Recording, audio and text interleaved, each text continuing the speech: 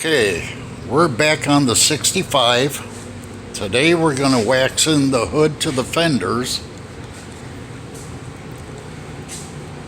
and back to the cowl.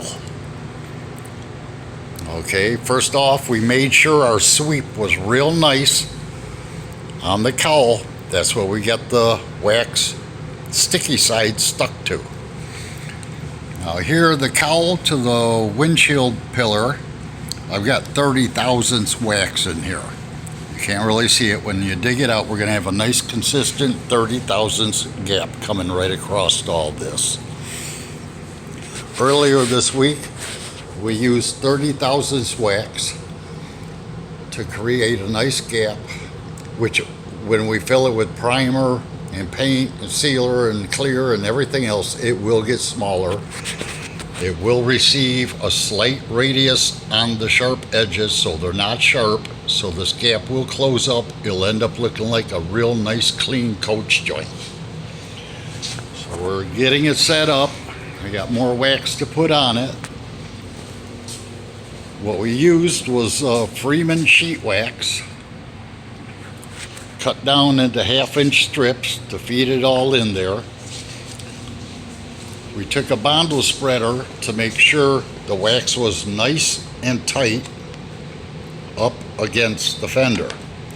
First off, we made sure our fender line was nice and straight, because that's what we're waxed against. We're going to backfill the space right here on the hood all the way around, and then of course backfill it. So let me start getting this Duraglass under, and I'll come back to you.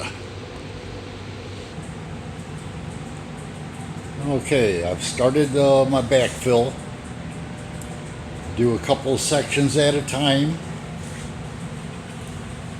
because you want to catch it at the right time to use a cheese grater to get the high spot of the wax down, so you're not using sandpaper to try to do that.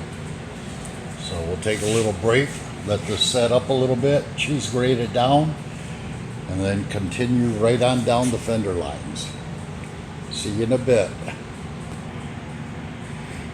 Okay, we use our cheese grater just to take the head of the wax down.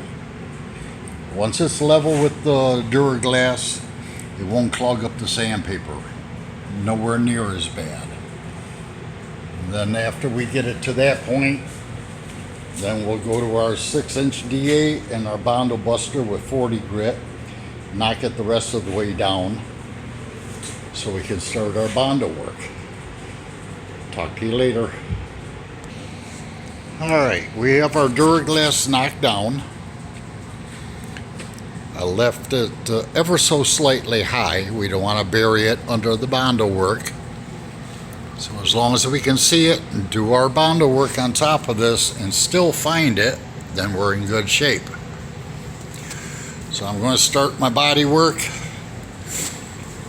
and see how far I can get today, and we'll talk to you later.